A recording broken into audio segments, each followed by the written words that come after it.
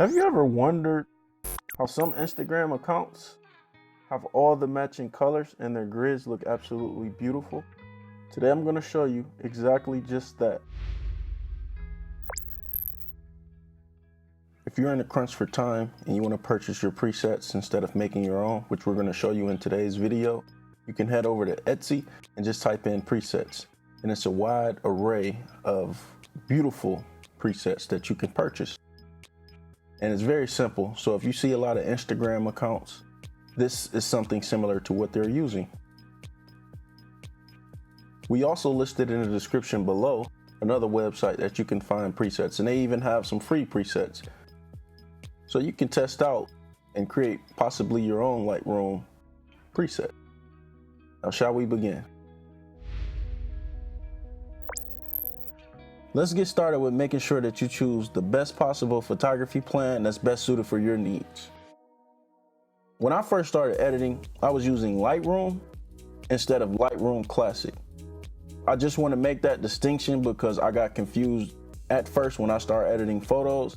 And just think about it this way. Lightroom, you can utilize on your mobile devices, the web, and desktop.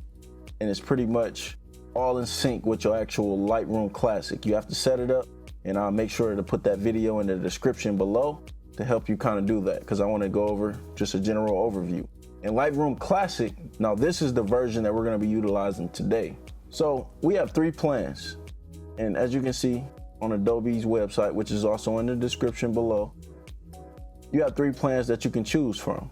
Now, depends on how camera savvy you are as far as with these different softwares, or you have somebody on your team that already understands this, then you're on an advanced level. You in a whole nother bracket. But right now we're talking about for the beginner. If you're a beginner, I'm just briefly explain each one so that you choose the best one. The first one, that's just 20 gigabytes. I feel like this is the best one for you to utilize, just to kind of get a feel with it. And plus it's a free trial version, so you're really not risking much. And the next one is the photography plan. That one is if you're going to pretty much be utilizing this software, so you have more space because you're taking a lot of photos and you're creating a lot of content. But for this sake, we're going to just stick to these two. And also, you got the Lightroom plan, but that doesn't include the Lightroom Classic, which is based on this tutorial. So we want to make sure we go with this one. We feel like this one is the best one to trial, even if it's just a trial version. We can utilize it to make sure we get the things that we want to get accomplished. Now off we go to the actual Lightroom.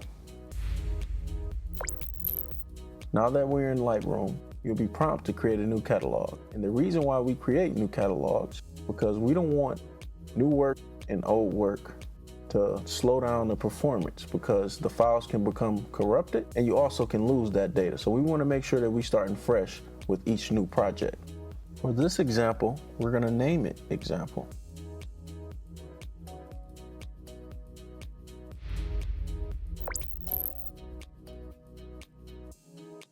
We're in Lightroom in the library area. Now, if you click on Lightroom and go towards the preferences, you'll see it'll show all your presets. So if you click that link down below and you want to upload or import all your presets, you want to do it here. And this is also the tab for the presets. Now we're going to import some photos. So you want to click on File. You want to go to Import Photos and Videos.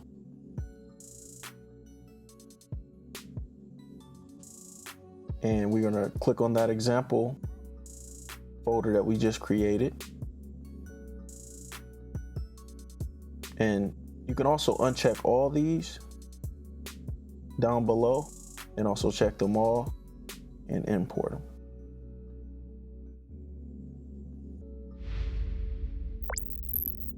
To zoom in on the keys when you're in library, just hit the equal sign and the minus sign to zoom out. To flag a photo, just press the P key. To unflag a photo, just press the U key. If you click on this button on the right side and go down to flag, all your flag photos will show at the bottom. If you want to rate a photo 1 to 5, just click the arrow keys 1, 2, 3, 4, and 5. And to eliminate all of them, all you have to do is press 0. Now we're on to the developing your photo. So if you want quick access, just go to Quick Develop and go to your saved presets and click on your previously edited preset. And this will appear on your photo. Now to view your editing history, you want to click on the left where it says History, and you can go back to any changes that you made previously if you messed up or made a mistake. On your right side, you want to make sure you do lens correction and you remove chromatic aberrations and enable profile corrections. Now you probably won't be able to see it in this photo, but trust me, you won't regret doing this for each one of your photos before you even start editing them. This is a quick edit on what we do when we're creating our presets for certain businesses or clients, but you'll go through the same process, and it's another video and a link down below where it's going in depth with every area of the actual kind of grids that's on the right side. Once you have a preset done and you want to select all of them to apply them, just click on one and then hold shift and then click on the last one and click sync, and this will automatically drop that preset on all of your photos without you having to copy and paste it. But if you want to copy and paste an individual one to different ones, just click on the photo, click copy down on the bottom left, and then click the photo and press paste.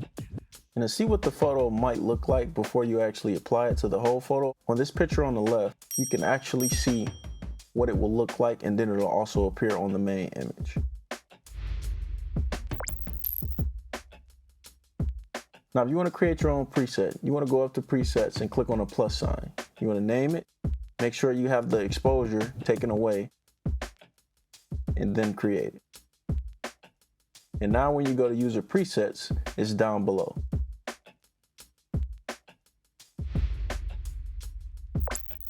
Now to see before and after pictures, just press the slanted key or just click on the before and after.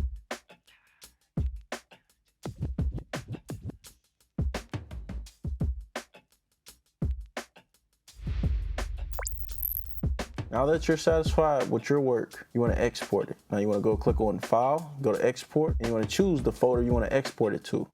Now in Custom Settings and File Naming, you can choose Sequence, which will put a number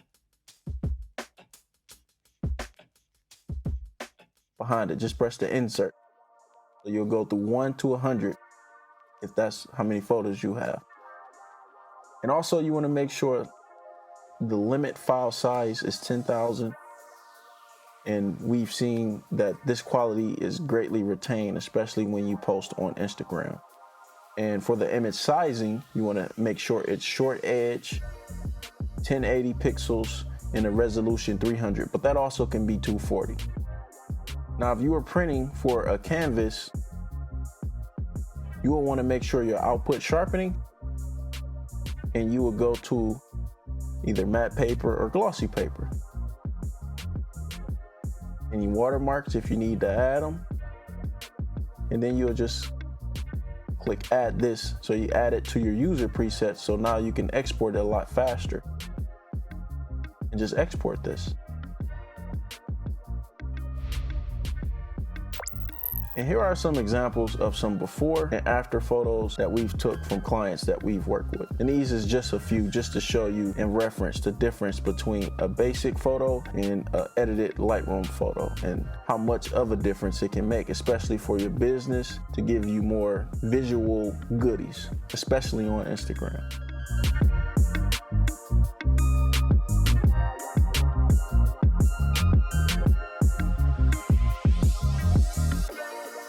Quick tip: if you want to get your grid taking up as much real estate as possible, this step is fairly simple. You want to make sure you put it in portrait mode. And the sizes is 1920 by 1350. Another ratio is 4:5. Whenever you're about to upload, make sure that you press the 2 arrows on the left side to create 2 white bars on the side. zoom it out. You should see white bars on each side. That should take up as much real estate as possible. It's Mike here from 75 Keys, and I hope this video was very helpful to you. Now, all the links is in the description below, as well as the feature channels that's gonna help you more in depth than what we did. Because we just went over a general overview to help you out, to get you kind of started. But it's much more to learn, but from knowing this should pretty much get you on your way. Now, if you haven't already, make sure you subscribe. We got way more helpful content coming on the way.